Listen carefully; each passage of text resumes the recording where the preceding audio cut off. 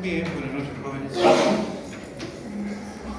ver, ¿cuántos son? 4, 6, 10, 14, 17, 20. ¿Cuántos son en la promoción? 25. Yo la voy a decir. Ya, el día de hoy vamos a hacer dos temas sobre electrocardiografía. Ambos son temas cortos y esperemos que también sean temas fáciles. Uno de los aspectos que también vamos a evaluar es crecimiento de las cavidades. Las aurículas y los ventrículos. Habitualmente el término para las aurículas es crecimiento, dilatación. Las aurículas es, desde el punto de vista anatomopatológico, lo infrecuente es que se endurecen, sino lo que hace la aurícula es poner dilatándose, ¿no? Entonces se habla de crecimiento o dilatación de la aurícula derecha e izquierda. Y en cambio, los ventrículos responden propiamente con hipertrofia, que es engrosamiento o con dilatación. Pero también al engrosamiento, al aumento del grosor se llama hipertrofia concéntrica y el aumento del diámetro se llama hipertrofia excéntrica, ¿no? La onda P, si queremos ver dilatación de las aurículas, ¿se acuerdan que veía la onda P? Era Exploración de aurículas. exploración auricular. Entonces, si queremos ver crecimiento auricular derecho, vamos a ver la onda P. Y la onda P ya sabemos que tiene una duración en la horizontal y un voltaje en la vertical. Voltaje en la vertical, duración, tiempo en la horizontal. Normalmente la onda P no mide más de 2,5 cuadritos en anchura y en altura. O sea, 0,10 segundos o menos y menos de 2,5 milivoltios. Entonces, cuando se habla de la onda P pulmonar, que tiene relación con crecimiento de la aurícula derecha, y hay dos criterios, ¿no? Voltaje. Analizamos en la derivada de 2 y en la derivada de 2 la onda P tiene más de 3 milímetros de tamaño, la onda P alta, cuando normalmente es hasta 2,5 milímetros. Entonces la onda P alta en D2 alta, y en B1, en la derivada B1, no sé si se acuerdan, pero en la derivada B1 normalmente la onda P es trifásica, o sea, positiva y negativa. En cambio acá, como la aurícula derecha está dilatada, el primer componente de la onda P es la aurícula derecha. El componente positivo es predominante con respecto al componente negativo en B1. Entonces vemos la P alta en D2 y en B1 el componente positivo predominante. Esto hace alusión al crecimiento de la aurícula derecha, ¿no? Acá en D2 la onda P alta y en B1 el componente positivo predominante. Cuando B1 la onda P en B1 es bifásica. Ahora vamos a ver el crecimiento de la aurícula izquierda. En D2 la onda P ancha, o sea, acá mide justo 3 cuadraditos y lo normal es menos de 2,5 cuadraditos.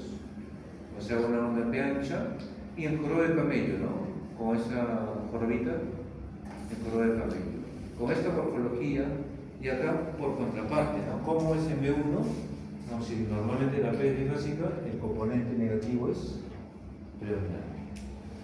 Entonces, la onda P ancha y componente negativo predominante en B1 nos dice crecimiento de la aurícula izquierda. Entonces, la P pulmonar, crecimiento de la aurícula derecha, y la P mitral, crecimiento de la aurícula izquierda. Entonces, mirando a la onda P en D2 y en B1, podemos ya decir crecimiento de la aurícula. Entonces, vemos acá en D2, onda P ancha, y en B1 el componente negativo es predominante. Repaso, ¿no? La onda P normalmente tiene una duración y normalmente B1 es bifásica, pero cuando se habla de crecimiento de la aurícula derecha, la onda P es alta y el componente positivo es predominante.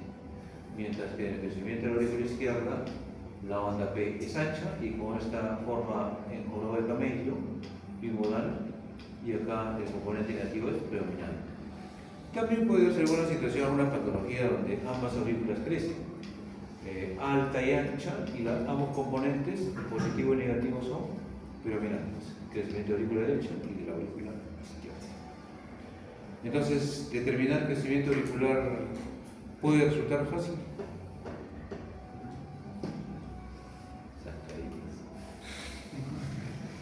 Ahora, los ventrículos, la sobrecarga, ¿no? La hipertrofia concéntrica es lo que se llama la hipertrofia propiamente, ¿no? Y la hipertrofia excéntrica es lo que se llamaría la dilatación. La hipertrofia concéntrica obedece a un patrón de sobrecarga de presión, mientras que la hipertrofia excéntrica obedece a un patrón de sobrecarga de volumen, ¿no? Entonces acá está en un ventrículo dilatado y acá un ventrículo, así como decimos, grueso o hipertrófico, ¿no? ¿Sí?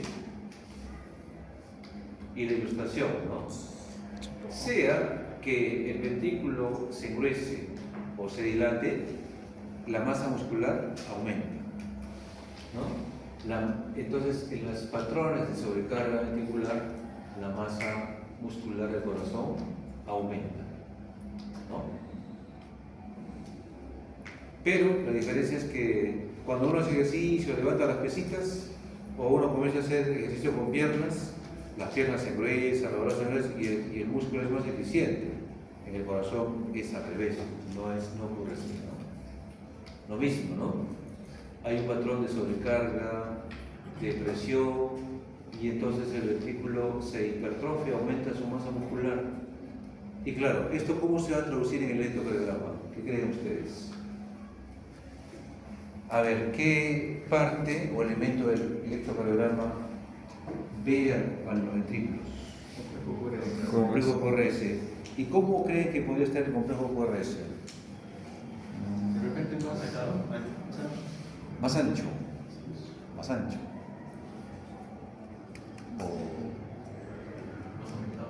más profundo, una R más. Más grande. De mayor voltaje. Voltaje. Aumenta el voltaje. Puede aumentar de la duración, no es la característica. Lo más característico es más el aumento de voltaje. ¿Sí? Miren, acá ilustra hipertrofia, o sea, el engrosamiento, y acá un corazón dilatado, con pérdida de su geometría. Bueno, normalmente el corazón tiene una punta, ¿no? Acá el périco dilatado, ¿no? Sea por dilatación hipertrofia, aumenta la letra. Es cierto, ¿no? Si el ventrículo está hipertrofiado, se acuerdan que hay un parámetro que era la presión intrínsecoide que estaba prolongado, ¿no? Aumenta la presión intrínsecoide, porque el viaje de endocardio y epicardio aumenta, ¿sí? Punto 1, normalmente hay que recordar la progresión de la banda R, y ahora vamos a ver qué pasa, ¿no? Voltaje, aumenta el voltaje, amplitud del QRS, hay un retardo, hay una prolongación ligera de la presión intrínsecoide, puede haber QRS ancho, y obviamente, ¿no? Si hay hipertrofia ventricular izquierda, puede desviar el eje a la izquierda, y si hay hipertrofia ventricular derecha, puede desviar el eje a la derecha. No es absoluto, ¿no? Pero puede desviarse el eje. Acá, por ejemplo, ilustrando un ventrículo izquierdo hipertrófico, y acá está ilustrando complejos de alto voltaje, ¿no? Vean esta P5, P6, miran al vector de la pared libre.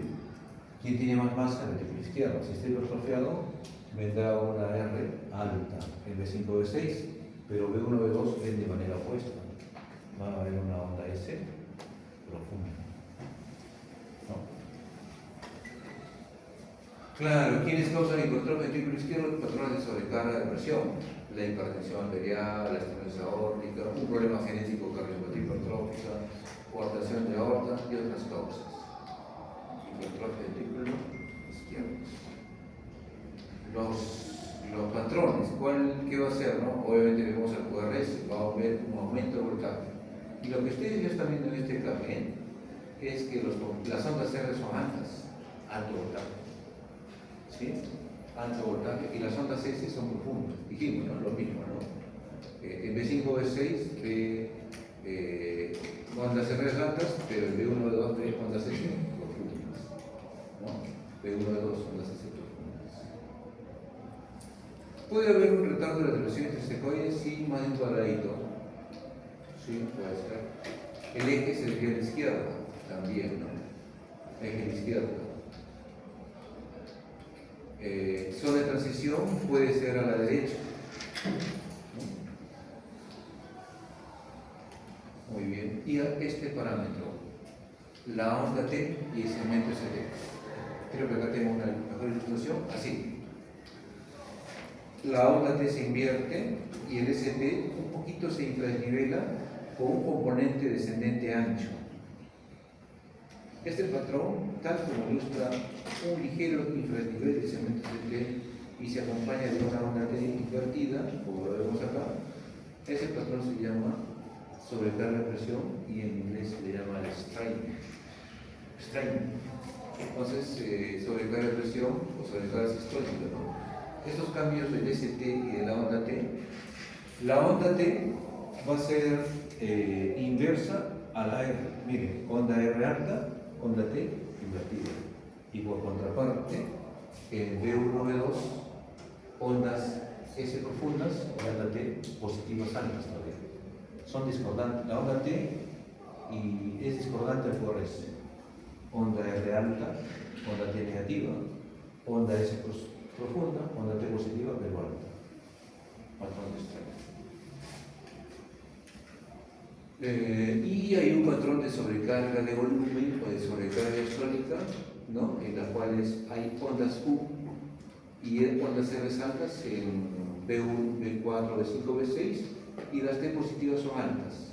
¿Se acuerdan que en el sobrecarga de presión habían T negativas en B5, B6? En cambio, en la dilatación, sobrecarga de volumen, hay ondas T altas en B5, B6 con ondas Q y ondas R altas. Patrón de sobrecarga de volumen. La deflexión intrinsecoide prolongada con patrón de strain, sobrecarga sistólica, y también puede acompañar a un ventrículo hipertrófico, le puede suceder una dilatación de la aurícula. Entonces hay que mirar la onda P. Onda P ancha podría también ocurrir. Entonces ahí tenemos, ¿no? Normalmente la onda S tiene un tamaño, la onda R tiene un tamaño, pero cuando hay hipertrofia ventrículo izquierdo, la onda R comparativamente es de mayor voltaje y la onda S es de mayor profundidad. ¿Sí? ¿Estamos? Y con patrón de strain, ¿no? Ya, matemáticas. Ahora, esa es la parte cualitativa, ¿no? Ondas R altas, ¿no? Pero si lo queremos trasladar a números, índice de Lewis. Dice, el D1 mira la positividad neta.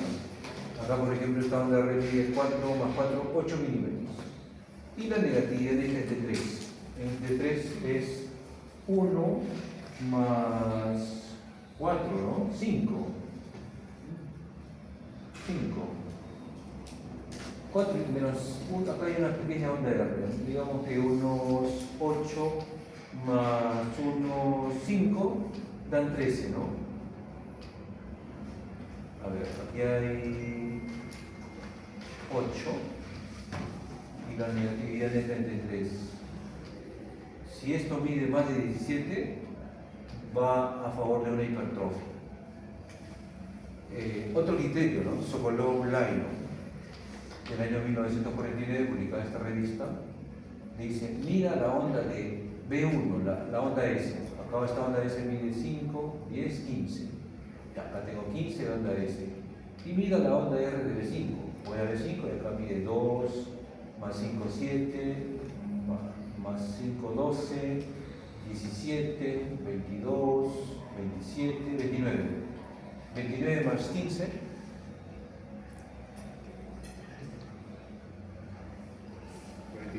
44.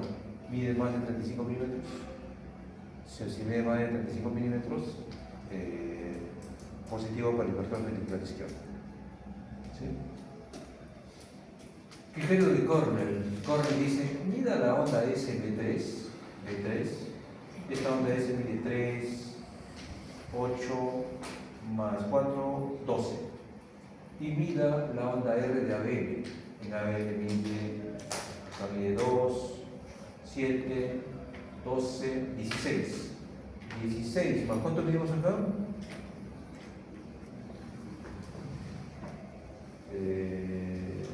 8, 12. Si viene más de 30, acá viene 30, la sumatoria, más de 28, hipertrofia, en varones, y en mujeres más de 20. Claro, en mujeres más de 20 porque como hay la mama, le resta un poquito voltaje a la mama. Entonces, al hombre le dicen, si suma más de 28, hipertrofia, dicen las mujeres más de 20, hipertrofia ventricular izquierda. ¿Sí? Criterio de Framingham, publicado en esta revista, dice, mira la onda R de Abel. Si la onda R de Abel mide más de 11, acá mide 3, más 5, 8, más 5, 13, más 2, 15. Esta onda R mide 15 milímetros. Si mide más de 11, positivo para hipertrofia. O si no, dice, mira, la R mide 4 a B6, me voy a B6, y acá esta R mide 26 milímetros, ¿no? Más de 25 milímetros, o la onda S de B1 a B3, más de 25. O sea, una onda S de B1 a B3 mide más de 25, y acá esta onda S mide 22, ¿no? Pero por acá se cumple. Entonces, todos estos criterios ya son criterios cuantitativos, porque ya depende de medir, ¿no? Tengo que ser métricas. Otro score, en el año 1986, el score de Romy Estes, dice, cualquier onda R u onda S en las derivadas clásicas que mida más de 20 milímetros. Si encuentro eso, 3 puntos. El patrón de strain, ¿no? Es la onda T negativa, como el ST infranivelado, ¿no? Si toma digital, 1 punto, pero si no toma digital, 3 puntos. Y obviamente, crecimiento a la aurícula izquierda, 3 puntos. Eje a la izquierda, 2 puntos. Si el QRS dura más de 2 cuadraditos y medio, 1 punto. Y la depresión intrasescoide mide más de un cuadradito, 1 punto. Entonces, si toda la sumatoria les da más de 5 puntos, hipertrofia ventricular izquierda. Si mide 4, si la sumatoria da 4, decimos probable hipertrofia. Y si mide menos de 3 o menos, no hay hipertrofia. ¿No? Vean criterios de voltaje, criterios del famoso patrón de strain, la sobrecarga sistólica, criterio de crecimiento de la aurícula izquierda, criterio de eje a la izquierda, criterio de duración del QRS y de la depresión intrasescoide. ¿No? Entonces, todos esos elementos van a soportar el diagnóstico de una hipertrofia ventricular izquierda. Es lo mismo, ¿no? Mide la onda E, las ondas S profundas, ondas C altas, el patrón de strain, la depresión intrasescoide, el eje a la izquierda.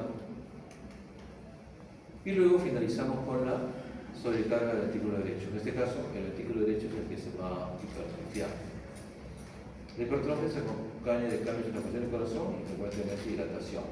Claro, el artículo derecho es una cámara que puede responder también con engrosamiento o con dilatación, pero con frecuencia se dilata, sino que algunas veces, habiendo dilatación y hipertrofia, predomina más el engrosamiento, o algunas veces solamente es hipertrofia, con una cierta dilatación. Puede haber aumento, puede haber hipertrofia al predominio de la pared libre, y acá los vectores van a variar. Va a haber un vector 2D importante con ondas R altas en B1 y a veces en B2, ¿no? O va a tener una hipertrofia de la porción de la base del artículo derecho, donde el vector 3 va a ser el predominante de mayor importancia, y eso le va a dar ondas S profundas en B5, B6, incluso desde B1, eje a la derecha. O puede haber una hipertrofia pero vino de la porción baja del tabique interventricular y se combina con un patrón anterior.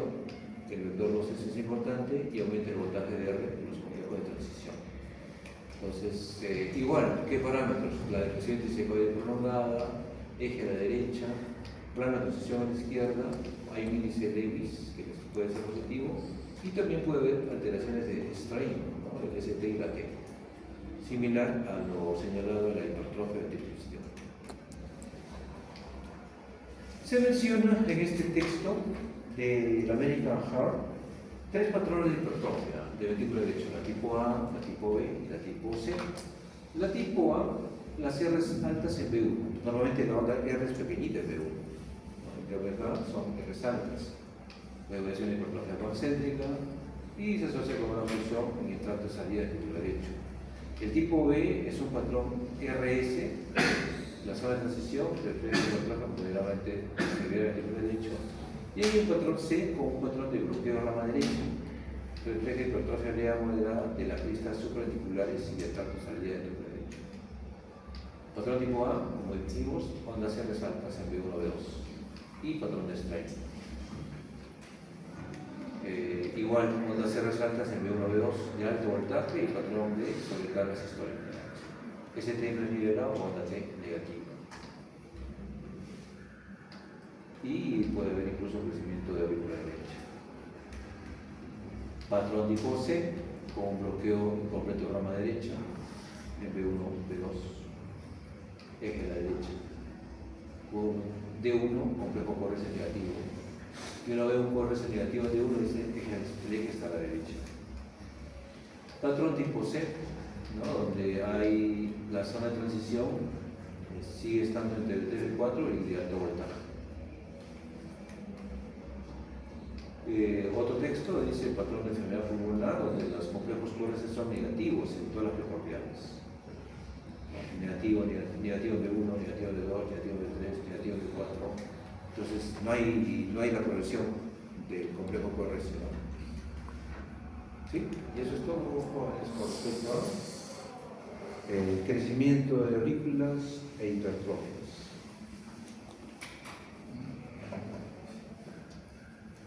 Esperemos que sea fácil, ¿no? Ahora vamos con isquemia. Y con esa terminamos. Isquemia. El diagnóstico de los infartos, las lesiones. Los patrones de isquemia. Algunos tópicos que vamos a tocar. Vean ustedes, ¿no? De la aorta, de la raíz aórtica, emergen dos grandes arterias. Esta arteria es la coronaria izquierda y esta arteria es la coronaria derecha.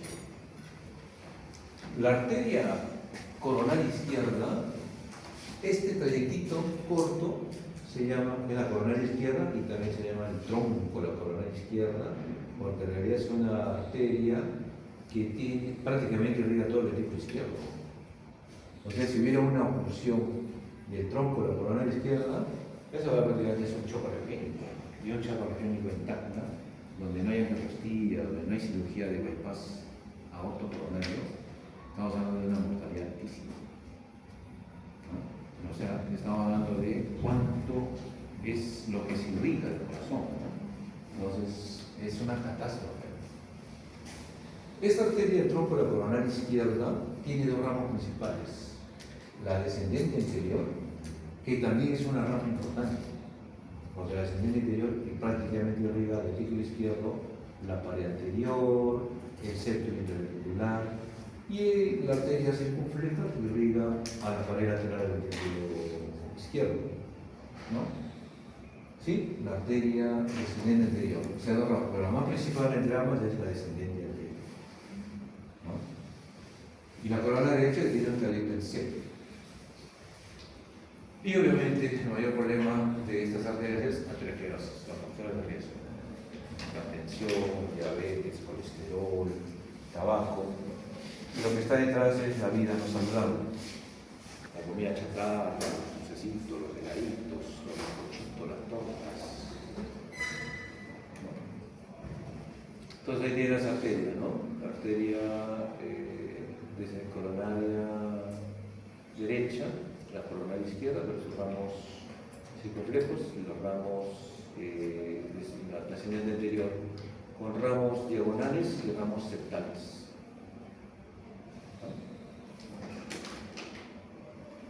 Tronco de la coronaria izquierda pasa entre la aurícula izquierda y el tronco de la pulmonar, aquí está la pulmonar, para llegar al surco auriculoventricular. Y en ese sitio ya es donde se divide la DEA. A la descendente anterior también se llama la DEA, y ahora se reflejan con una C y una X. La descendente anterior, sus ramos, hay ramos septales y hay ramos diagonales. Los ramos septales irrigan los 2 tercios anteriores del septum interventricular y la porción de la punta del músculo papillar anterior. Y el primer ramo septal es la que irriga a las X. O sea, mucho cuidado, ¿no? A veces hay pacientes que tienen infarto por oclusión de la descendente anterior y justo normalmente el primer ramo septal. Y como irriga las X, la manifestación del electrograma es bloqueo ramo izquierdo. Bloqueo ramo izquierdo. ¿Bien? Y los ramos altos irrigan a la rama derecha, al fascículo anterior izquierdo y también al fascículo posterior izquierdo. Hay ramos diagonales, o sea, los ramos septales van para un lado, los ramos diagonales van para el otro lado, y irrigan la pared anterior del ventículo izquierdo. Y hay un ramo ventricular derecho, pero no siempre. La circunfleja tiene ramos marginales obtusas grandes que irrigan, como ya dijimos, la pared lateral y la pared posterior del ventículo izquierdo. Pared lateral y pared posterior. También, mire, puede irrigar la circunfleja al nodo sinusal, pero eso lo hace solamente en el 25% de casos. Como ustedes han estudiado anatomía, a veces hay arterias que nacen de un lugar y hay arterias que nacen de otra, hay esas variantes anatómicas, ¿no? En este caso, en un 25% del nodo sinusal nace de la circunfleja, pero en la gran mayoría lo hace de la coronaria derecha. Hay un ramo por la aurícula izquierda, hay ramos marginales más pequeños que irrigan la pared lateral o la posterolateral, y también hay ramos para la arteria del nodo AB hasta un 10%. Es una minoría, ¿no? Y también da origen a una arteria importante que es la descendente posterior. Así como hay una descendente anterior que hace un recorrido justo por el surco interventricular de la pared anterior, ¿no? La de A, izquierda, hay una descendente posterior que recorre por la parte de atrás del corazón, por el surco interventricular. Pero ese origen solamente ocurre en el 8%. ¿No? Estamos hablando de 3 arterias que la mayoría no nacen de la circunfleja: la de nodo sinusal, la de nodo AB y la descendente posterior. Ahora vamos a la coronaria derecha. Su primera rama es la arteria cónica, que está en relación al cono de la pulmonar. Hay ramas marginales agudas que irrigan al ventrículo derecho. Dijimos, no, la coronaria derecha irriga al ventrículo derecho. Y ahora sí, el nodo sinusal, ¿quién irriga? La coronaria derecha en un 70%, ¿no? Y solamente un 5% entra incluso codominancia, o sea, 5% la arteria nodo sinusal se irriga de la circunfleja y de la coronaria derecha, ¿no? Hay ramas para las aurículas. Para la aurícula derecha también, el nodo auriculoventricular también lo irriga la coronaria derecha en un 85-90%. Y también irriga las ramas de las X del fascículo posterior. Y da origen a la descendente posterior. ¿Sí? Descendente posterior. La descendente posterior irriga la pared inferior del ventículo izquierdo, irriga el tabique interventricular, el tercio posterior. Y ramas terminales para la aurícula izquierda y la aurícula izquierda. Y ahí está. Otra terminología. ¿Qué pasa con la descendente posterior, como dijimos, ¿no? Que normalmente el 85% proviene de la coronaria derecha. Entonces, cuando la descendente posterior nace de la coronaria derecha, a eso se llama circulación coronaria dominante derecha. Circulación dominante derecha. Pero cuando la descendente posterior nace de la circunfleja, se llama circulación dominante izquierda. Y sabemos que en el 7% restante nace de ambos, de la CHIS, de la circunfleja y de la coronaria derecha. Cuando eso ocurre, decimos circulación codominante, ¿no? El ventículo izquierdo lo veo así, tal como lo ven. Esa cavidad, para fines de irrigación, se divide incluso, tiene 4 paredes, ¿no? El septum, la pared anterior, la pared lateral y la inferior. Pero esas 4 paredes también se pueden subdividir en total en 17 segmentos, ¿no? Si esta es la punta, entonces puede haber una pared anterior, puede haber una pared inferior, donde esta es la base, ¿no? Por la porción basal, media y apical, ¿no? Porque está cerca de la punta y está cerca de la base. O sea, hay una pared inferior, inferobasal, inferomedial, inferoapical. Y también habrá una pared anterior, anterobasal, anteromedial, anteroapical.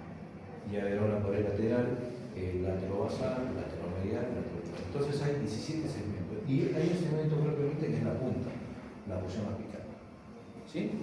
4 paredes, 3 segmentos, pero hay en total incluso hasta 17 segmentos. ¿Sí? Entonces, cuando vaya a haber un infarto o una isquemia, que ecografía no la se va a extrañar cuando vean hay una hipoquinesia o hay una quinesia de la pared lateroapical, ¿no? O de la pared lateral en sus segmentos basal medio apical. Le está diciendo que un territorio arterial ha sido comprometido. ¿No? Porque acuérdense que cuando hay cada arteria irriga un segmento del retículo, una pared, ¿no? Entonces, es el concepto. La fisiología que normalmente hay ese equilibrio, ¿no? Si ustedes tuvieran una balancita, hay un aporte y un consumo de oxígeno. Y en condiciones normales eso está en equilibrio. Y cualquier desequilibrio va a dar lugar a la isquemia. En una persona en reposo se extrae el 75% de la sangre que pasa por el miocardio.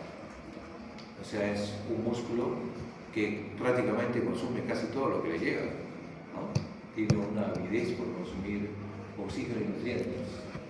Y conforme combina las necesidades metabólicas, cambia las necesidades metabólicas, la persona que debe adaptarse. Claro, si uno comienza a correr, va a aumentar el consumo miocárdico y también de forma paralela tiene que aumentar el flujo sanguíneo, con dilatación, ¿no? Pero eso ocurre cuando hay una función endotelial débil. Los vasos, ¿no? Durante la sístole, miren lo que ocurre acá, ¿no? Aquí hay una sístole y diástole.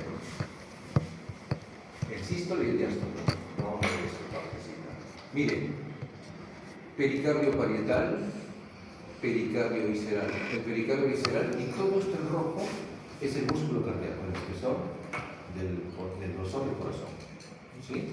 Entonces, justo por encima de la superficie del pericardio visceral son los vasos del trayecto subepicárdico, ¿no? Porque están incluso encima de este que se llama trayecto y son las arterias troncales, estas descienden del deterioro, la circunfleja, la coronaria derecha. Pero estas arterias del trayecto epicárdico tienden a internalizarse en el músculo cardíaco y esas arterias se llaman la porción intramiocardio, porque están dentro del músculo cardíaco. Y también esto es ya el endocardio, y acá está la cavidad cardíaca, ¿no? Entonces aquí los vasos más ramificados que están cerca del endocardio se llaman los vasos subendocardios, ¿no? Los vasos subendocardios. Entonces, 3 tipos de vasos, ¿no? Los epicárdicos, que son las arterias troncales. Cuando uno hace un cateterismo cardíaco o una tomografía, angiotomografía, lo que uno pinta son las arterias del trayecto epicárdico, ¿no? La tomografía o la coronariografía no ve los vasos intramiocárdicos y tampoco ve los vasos subendocárdicos. ¿Sí? Ya está, concepto 1, y entonces vean lo que pasa aquí, entonces en la gráfica, ¿no? ¿Qué pasa con los vasos intramiocárdicos en sístole y en diástole? En sístole están concluidos. Están concluidos porque así normalmente ocurre, ¿no? Porque el músculo se contrae y los vasos casi se estrangulan, ¿no? Casi se estrangulan. Y estos son los vasos epicárdicos, estos son los vasos intramiocárdicos y acá están los vasos subendocárdicos. Entonces, si hay una dirección del flujo de aquí hasta acá, en cada sístole, ¿cuáles son los vasos que podrían ser más proclives a la isquemia? Los subendocárdicos. O sea, por ejemplo, cuando hay una dilatación o una hipertrofia, donde, por ejemplo, una hipertrofia, la presión en la cavidad del retículo izquierdo es alta Y si ustedes imaginarse una gran presión, va a haber una compresión sobre los vasos subepicárdicos, ¿no? Por eso que con las hipertrofias vamos a encontrar con frecuencia las ondas T invertidas, porque está traduciendo algún grado de isquemia subepicárdica. Y cuando hay alguna oclusión del vaso, lo primero que ocurre es isquemia de los vasos subendocárdicos, porque son los más proclives a la isquemia. Y durante la diástole el músculo se relaja y deja obstruir los capilares del ventrículo izquierdo y del flujo nutriente. Flujo sanguíneo nutriente, ¿no? Claro. También es otro concepto, ¿no? De dónde se da la perfusión coronaria y renal, en sístole, en diástole, ¿no? Ya, ustedes imaginarán qué pasa cuando hay una taquicardia, ¿no? Con la taquicardia se acorta el ciclo cardíaco y se acorta la diástole. Si se acorta la diástole, se acorta el tiempo de perfusión coronaria, ¿no? Eso que no es bueno, pues adecuado tratarlo la taquicardia, ¿no? Entonces, dos aspectos: compresión en sístole, los vasos más proclives son los endocárdicos, y la diástole, ¿no? Que se da el flujo sanguíneo nutriente. Y ahí tenemos la ilustración. Y obviamente lo mismo, ¿no? La compresión externa ejercida sobre los vasos coronarios en la sístole, ¿no? Es sometida a una mayor fuerza que las otras capas, y en el endocárdico se nota el movimiento directo de la sangre de una cavidad, entonces más izquierda. Ahora vamos a ver la parte del electrocardiograma, ¿no? Y la parte fisiopatológica. Hay varios factores que influyen en el registro de los cambios en el electrocardiograma, ¿no? Por ejemplo, las consecuencias de la isquemia. No es lo mismo que la arteria se tape totalmente o que la arteria se tape el 50%, ¿no? Esa es la magnitud de la isquemia. Si es la consecuencia va a depender del grado de obstrucción. Y también no es lo mismo que de repente el paciente hace una obstrucción por espasmo de la coronaria y ese espasmo dura algunos minutos, que sea por un trombo, que si no lo tratamos el trombo va cada vez necrosar, es un proceso en cadena. ¿Cuánto dura el proceso? El grado de afectación, ya hemos visto, ¿no? Si se ocluye el tronco, la coronaria izquierda, sería un territorio extenso, ¿no? Si se ocluye un ramo diagonal y en la porción distal, va a ser una isquemia de tamaño pequeño, ¿no? El grado de afectación miocárdica, y también si es transmural o pseudocárdica. La intensidad de isquemia, también otra cosa, ¿no? Circulación colateral. A veces pasa que un paciente senil tiene aterosclerosis y la aterosclerosis se desarrolla en décadas y está más o menos bien estenótico el vaso, y como es un proceso crónico, le da tiempo a que la arteria del otro derecho desarrolle vasos neovasos, circulación colateral. Entonces se ocluye un vaso y todo el músculo cardíaco no se necrosa porque la otra arteria desarrolló vasos colaterales, ¿no? Circulación colateral. También otro concepto, precondicionamiento isquémico. ¿Qué significa eso? El paciente que tiene angina de pecho estable, generalmente es un paciente que tiene estenosis más del 50% de la luz del vaso. Puede ser 50, 60, 70%. Entonces, los pacientes cada vez que caminan, que caminan a una distancia, van a tener isquemia, van a tener angina. Ese paciente va a reposar y el dolor, la isquemia va a aliviar, porque es algo estable, ¿no? Si hago esfuerzo, me viene el dolor, si reposo, la isquemia desaparece. Pero también se dice que cuando el miocardio es expuesto a múltiples episodios de isquemia, como la angina de pecho estable, ese músculo como que ante un futuro evento de isquemia más intensa, va a tolerar mejor la isquemia. Entonces, eso se llama el precondicionamiento isquémico. ¿Dónde se ubica la lesión? La resistencia a los cambios isquémicos, como bloqueo, sobrecarga en el líquido, etc. Y variaciones en la anatomía. Claro, ya sabemos que no. Algunas arterias se irrigan dentro de la circunfleja, por ejemplo, la descendencia posterior, ¿no? Se puede irrigar la circunfleja, la columna derecha, por la circulación coronal. Entonces, a nivel experimental, la isquemia miocárdica produce las siguientes alteraciones. Una, dura la duración del potencial de acción transmembrana. 2, disminuye la amplitud del potencial de acción transmembrana y disminuye la velocidad de subida y la amplitud de la fase 0 del potencial de acción transmembrana. Es decir, hay un retraso en la activación o disminución de la velocidad de conducción, ¿no? Entonces, acá tienen lo que ocurre en los vasos endocárdicos, en los vasos epicárdicos, y acá en lo que registra el electrocardiograma, ¿no? Acá un supranivel, ¿no? Esto es cuando hay 25 minutos de isquemia, ¿no? Aquí dice panel de arriba abajo, registro simultáneo de potencial de acción transmembrana del endocardio, de epicardio, además del trazado de EKG a lo largo del mismo eje de la preparación, ¿no? En el panel A, en el panel B, panel A a la izquierda, panel B a la derecha, ¿no? En el panel A hay registros obtenidos en condiciones controladas y después de 25 minutos de isquemia, supranivel, ¿no? Y en el panel B hay registros obtenidos en condiciones controladas y después de 12 minutos de isquemia.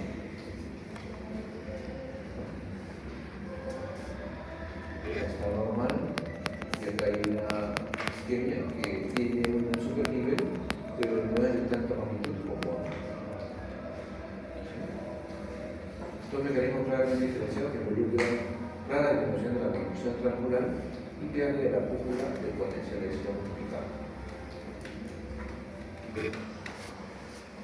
Ahora, a nivel metabólico, ¿qué pasa? ¿No? Hay depresión del ATP, hay una acidificación del medio intracelular, hay una activación del indicador sodio y hidrogenio, favoreciendo el transporte de hidrogenio al medio intracelular y el sodio al intracelular. En consecuencia, hay un acúmulo de calcio intracelular mediante la activación del intercambiador sodio-calcio, ¿no?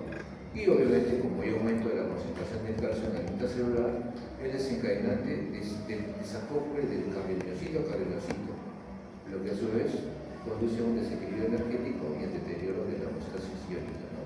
Y finalmente, los cambios electrofisiológicos y metabólicos crean potenciales de acción transmembrana desiguales y velocidades de conducción características del miocardio isquémico en toda la pared ventricular. O sea, hay alteraciones iónicas, hay alteraciones metabólicas, y esto es responsable de esos cambios en el electrocardiograma. Se puede obstruir la coronaria derecha, la descendente anterior, la circunfleja. Nomenclatura, ¿no? Si se ocluye la descendente anterior, va a dar lugar a un infarto anterior. Si se ocluye la circunfleja, dará un infarto lateral.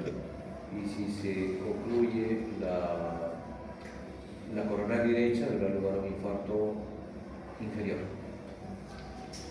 Inferior, lateral, anterior. Circunfleja, infarto lateral. Descendente anterior, infarto anterior. Coronaria derecha, infarto inferior. Nuevamente, ¿no? Los vasos subepicárdicos, los vasos intraendocárdicos y los vasos subendocárdicos.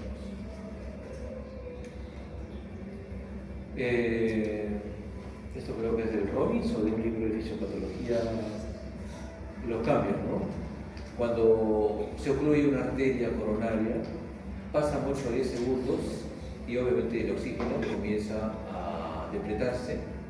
Cuando pasa 1 o 2 minutos, el ATP cae, la contractilidad disminuye. A los 10 minutos, el ATP ha sido depletado un 50% y comienza a haber edema celular. Y cuando ocurren 20 a 24 minutos de ocluida la arteria, ya hay una injuria celular irreversible. Y a los 40 minutos ya no hay ATP. Si no hay ATP, no hay contractilidad, ¿no? A los 40-60 minutos ya se forma la banda de contracción miofibrilar y entre las 4 y 12 horas ya se forma ya el inicio de la necrosis. Y la necrosis del miocardio es necrosis de coagulación o polipativa. A los 2 o 4 días ya hay necrosis total y a los 5 o 7 días incluso ya comienza a haber una resorción, ¿no? Por eso que también cuando lleguemos a clase de medicina, la espiral tiempo, ¿no? Tiempo es igual a músculo, ¿no? Dice, más tiempo pierdes, más músculo pierdes, ¿no? La importancia de intervenir tempranamente. Por ejemplo, las pautas actualmente es producido un dolor de pecho con sospecha de infarto, el paciente llegaba a la cuarta emergencia con un electrocardiograma tomado e interpretado, debería ser menos de minutos. Menos de minutos. Sin contar dónde se encuentra, ¿no? De repente está en La Yarada, de repente está en Miñani, todo el tiempo que se va contabilizando, ¿no? Entonces, y acá también, tiempo es importante. Hay cambios recíprocos, son importantes para predecir la arteria culpable. Hay patrones, ¿no? Isquemia, lesión y necrosis. Este es el néctar, ¿no? La zona de acá, estoy buscando que es una zona de necrosis. Y es como en un cierto grado, ¿no? De intensidad, ¿no? Necrosis, lo más severo, la zona de injuria, y en color pálido la zona de isquemia, obviamente, ¿no? Realmente, desde el punto de vista electrográfico, los tres son patrones de isquemia. Patrones de isquemia electrográfica son necrosis, lesión y isquemia, ¿no? A la lesión también se le llama injuria. Entonces vean ustedes acá, con la necrosis le corresponde la onda Q, con la injuria le corresponde el supernivel y con la isquemia la onda T.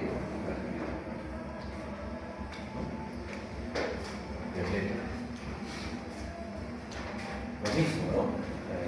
Isquemia, lesión o injuria, necrosis y infarto. Traduciendo de que acá, por ejemplo, está ilustrando el rojo, que todavía es un miocardio viable, pero hay isquemia, ¿no? Está comienza a sufrir el miocardio, y luego cada vez más esta isquemia va propagándose más y se va agotando hasta que ya todo todo está necrosado, ¿no? Claro, producto de un trombo, ¿no? Son arterias que tenían placas y tenían la placa en un momento se fisuró la placa y se formó un trombo. Y el trombo da lugar al proceso de isquemia hasta la necrosis. Tiempo dependiente, ¿no? Lo mismo, ¿no? Necrosis, lesión, injuria, isquemia. Ahora la nomenclatura electrocardiográfica, ¿no? Miren, cuando se afecta, se compromete todo el espesor de la pared, el término electrocardiográfico es transmural o incluso cervical, ¿no? Claro, un vaso de talento cervical es un vaso troncal más grande, y cuando la isquemia compromete la porción aledaña al endocardio, a esto el término se llama subendocardio. Claro, pregunta entonces, ¿cuál es de mayor intensidad? ¿No? ¿Lo subendocárdico o lo suepicárdico? Suepicárdico, ¿no? Porque estamos viendo que una es todo el espesor en la pared y la otra solamente es la porción subendocárdica, ¿no? Entonces, vamos a ver también la onda T, ¿no? Miren qué pasa con la onda T. Una onda T normal, pero puede volverse la onda T alta, o puede volverse una onda T bifásica, y puede ser una onda T negativa, o incluso una onda T plana. Todas estas cuatro alteraciones son alteraciones potenciales de la onda T durante la isquemia. E incluso hay una evolución, ¿no? De repente la onda T es media bifásica, luego se vuelve casi bifásica, es casi negativa, luego negativa profunda. Negativa y profunda, ¿no? ¿Sí?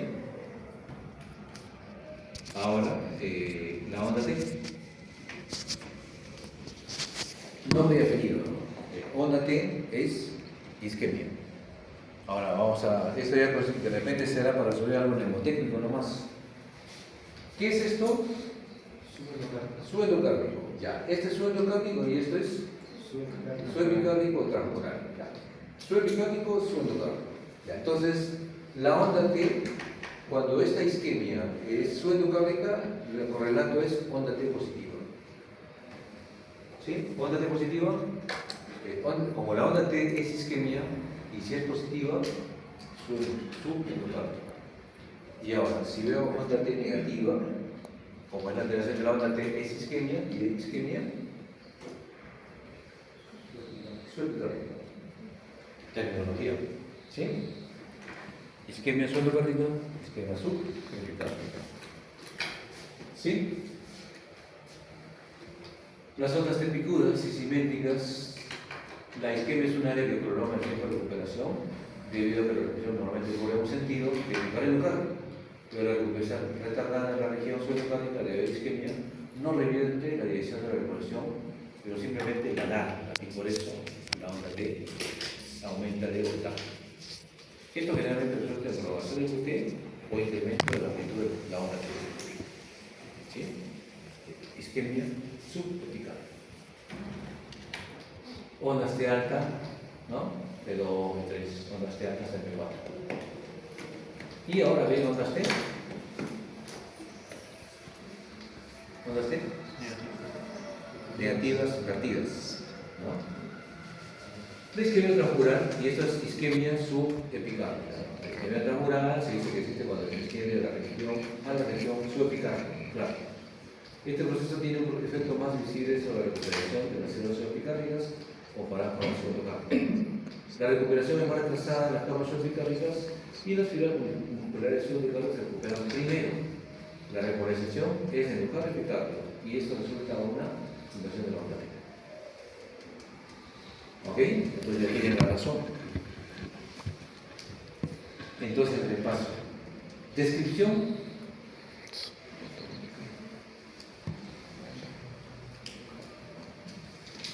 Descripción. Ahí una cosa es descripción y la otra es interpretación. Acá describan lo que ven. Solamente describan lo que están viendo.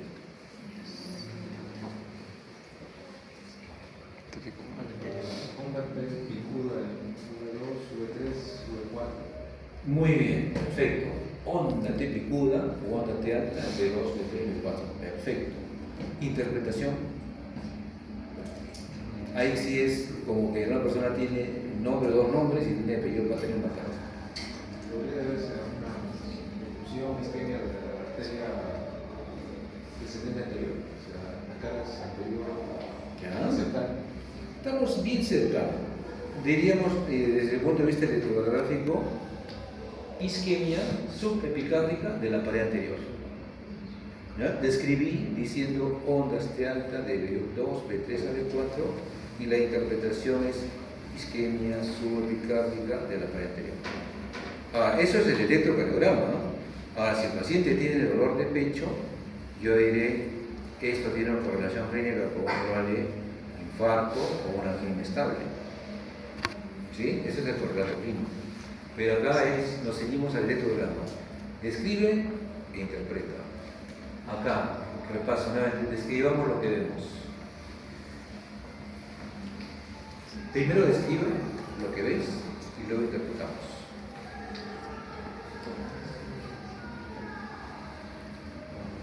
Si ya queremos irnos.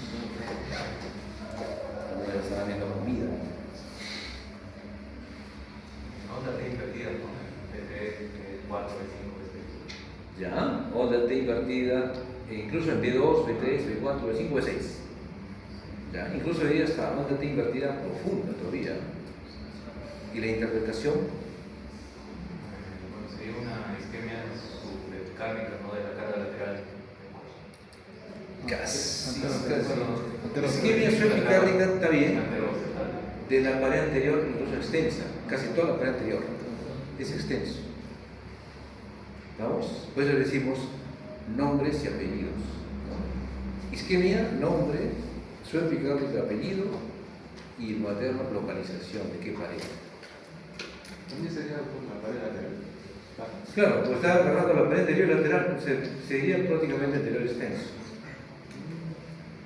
Otras formas de alterarse la onda T, dijimos la onda T difásica, ¿no? También onda T difásica en B2, B3, T negativa en B4, B5, B6, y B difásica en B1, B3, negativa en B4, B5, B6. También puede decir isquemia subepicárdica de la pared anterior. Ahora nos vamos con la injuria o lesión. Injuria o lesión es ST. ST. Miren, hay también lesión subendocárdica y lesión subendocárdica. Claro, ¿qué es peor? Lo subepicárdico. Y su correlato es supernivel. Y cuando es subendocárdica es infranivel. ¿No? Entonces acá, lesión subendocárdica y infranivel de segmento ST. Lesión subepicárdica, supernivel de segmento ST. Vamos a ver acá. Bueno, diferentes formas de alterarse el ST en un paciente que tiene cuadro de isquemia miocárdica. Se puede supernivelar recto o tener un infranivel. Infranivel.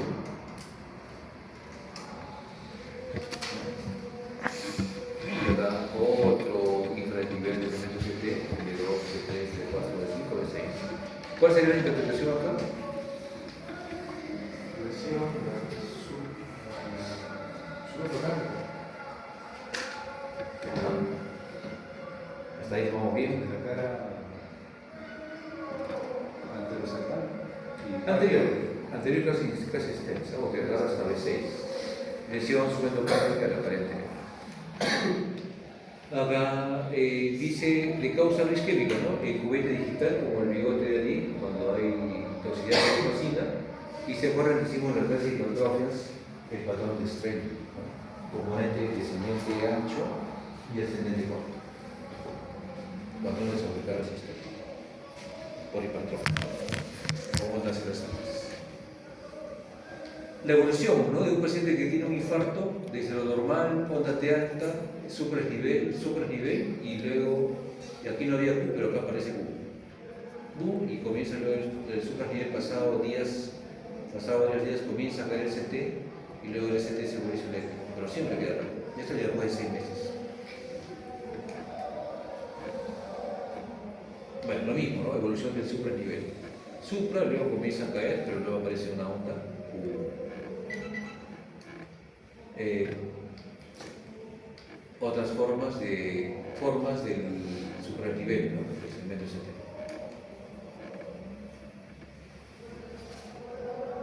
Acá tenemos nuevamente, ¿no? Lesión, supranivel, necrosis como onda Q, isquemia, inversión de la onda T. Evolución, y ahora vamos a ver nomenclatura.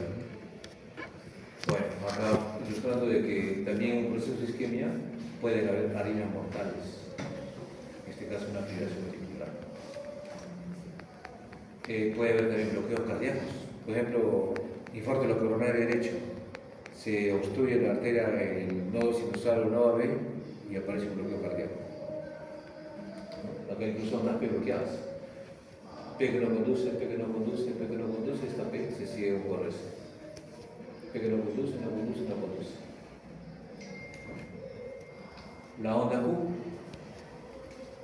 La onda Q en un infarto aparece entre las 2 a 12 horas. Producida una necrosis entre las 2 y 8 horas, mejor dicho, ya aparece la onda Q. La progresión de la era es importante ver. Y vean que cuando hay un infarto puede incluso perder voltaje y disminuir el tamaño del corazón. Antes era así, pero producto de un infarto perdió voltaje y hay una pobre progresión de la R intercordiales. Claro, de dónde se localizan las alteraciones le pondrán un nombre, ¿no? Por ejemplo, aquí, como dijimos, si compromete B1, B2, supranivel B1, B2, diremos lesión subepicárdica de la pared septal. Acá como ayudita, ¿no? Si es supranivel del segmento CT en B3, B4, diremos hay una lesión subepicárdica de la pared anterior. Ahora lo mismo, ¿no? Supranivel del segmento CT en B5, B6, D1 y ABL, lesión subepicárdica de la pared lateral. También hay un infarto del ventículo derecho, coronaria derecha. Claro, hay que hacer una diferencia, ¿no? Si es infarto septal, ¿quién irriga? La descendente anterior. Si es infarto anterior, ¿quién irriga? La descendente anterior. Si es la pared lateral, ¿quién irriga? La circunfleja. Si es ventículo derecho, ¿qué arteria irriga? Coronaria derecha. ¿No? Entonces eso ya es un proceso de inferencia. ¿Sí? Y acá estamos viendo que en B1, B2 se supranivela B1, B2, incluso la pared inferior, de 2 de 3 a F. Claro, porque ¿quién irriga la pared inferior? La coronaria derecha también. Y aquí está. Si yo veo supranivel, es un infarto inferior, y tiene supra en B1, B2, digo, esto puede ser ventrículo derecho. Entonces voy a pedir precordiales derechas y voy a colocar derivadas precordiales derechas en el lado derecho. Son derivadas que habitualmente no se piden, pero hay un infarto de par inferior, sí lo voy a pedir. Y resulta que cuando pido B3R, B4R, tenía supra. ¿Sí? Claro, las derivadas son 12, ¿no? B1, lo que hemos hecho, ¿no? B1, B2, B3, que son las bipolares. Las unipolares aumentadas son ABR, ABF, y tenemos todo el plano frontal. Y las otras 6 son las precordiales, ¿no? De B1 a B6, con su localización exacta, ¿no? Pero cuando hay infarto de la pared inferior por irrigación de la coronaria derecha, decimos, mejor la pedimos también precordiales derechas. Y es la ubicación igual, en forma recíproca, pero del lado derecho, ¿no? Por eso que acá dice B3R y B4R vía supranivel. Entonces es una lesión subepicárdica de ventrículo derecho. Infarto posterior, también lo mismo, ¿no? Pasa que habiendo un infarto posterior, uno ve infradesnivel del segmento ST en B1, B2. Ya, todavía no vamos a eso. Vamos a la lesión ABR. La lesión ABR durante muchos años era una derivada que nadie lo veía, nadie le daba bola.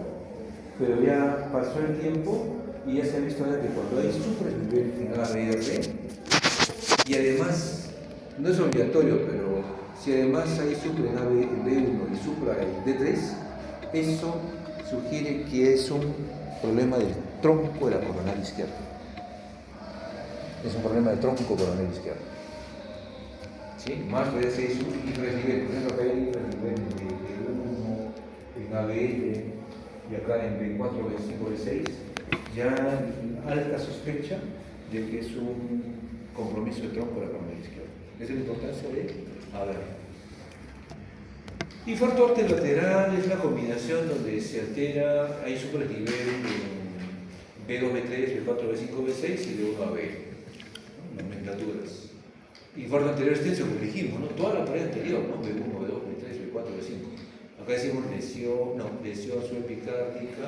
Bueno, descripción: supradesnivel de segmento ST, B1, B2, B3, B4, B5, ¿no? Incluso acá ya se ve el datum. Entonces decimos interpretación, lesión subepicárdica de la pared anterior extensa y hay una necrosis de la pared anterior, ¿no? Incluso con compromiso de B1 a B. El infarto inferior se compromete a las derivadas inferiores, ¿no? De 2, de 3 y ABF, supradesnivel de 3 y ABF, entonces decimos lesión subepicárdica de la pared inferior. La arteria responsable por la derecha. Y la pared posterior, ¿no? Eso sí, lo que queríamos mencionar, ¿no? Tiene el paciente infradesnivel en B1, B2, pero además ya tenía alteraciones en B2, B3 ABF. Entonces, misma irrigación coronaria derecha, inferior, posterior, ventrículo derecho, pedimos derivadas posteriores. ¿Y las derivadas posteriores dónde son? Si la B6 es quinto espacio intercostal, línea axilar media, la B7 será línea axilar posterior, pero igual quinto espacio intercostal. Entonces B7. Y la B8 será justo debajo de la escápula izquierda, ¿no? Y la B9 a la misma altura, pero en la línea paresternal. B7, B8, B9, posterior. Entonces, si yo pido B7, B8, B9 y hay supradesnivel del segmento ST, entonces diríamos infarto de la pared posterior. Entonces, vean la importancia del electrocardiograma, ¿no? Que uno ve, tengo que conocer el proceso y después tengo que describir, después tengo que interpretar y después tengo que hacer el correlato clínico. ¿Por qué? Porque hay pacientes jóvenes, algunos jóvenes que tienen la onda T alta. Entonces, ¿qué va a decir del alumno? La onda T alta, va a decir isquemia subetocárdica a la pared anterior, pero el paciente no tiene nada de dolor, no tiene factores de riesgo. Entonces, uno tiene que ir al texto, ¿no? Causas de onda T positivas, y resulta que ya la variante de la normalidad, repolarización precoz. O incluso para todo, causas de onda T negativa, causas de supradesnivel, causas de infradesnivel, también no todo es isquemia, ¿no? Por eso que tienen que ver, tienen que hacer el correlato con la clínica. correlato con la clínica. Y lo demás ya lo mismo, ¿no? Este es ya de otro texto, la imagen es la pared inferior, lateral, posterior, ¿no? Este ya es otro texto. Luego las imágenes son, y acá incluso ya son ya electrocardiograma para que ya uno escriba, es decir, dime dónde está el problema, le escribe. Así, ahí. Quizás lo importante, ¿no? Un buen momento para decir los cambios recíprocos. Cambio recíproco, ¿qué significa? Super nivel de 2 de 3 ABF, lesión subepical y carpal inferior. Pero veo que hay infranivel de 1 y ABF. Entonces el uno puede decir lesión subepical y carpal lateral. Podría decir, ¿no? Pero hay que entender que como son caras que son casi opuestas, son imagen espejo.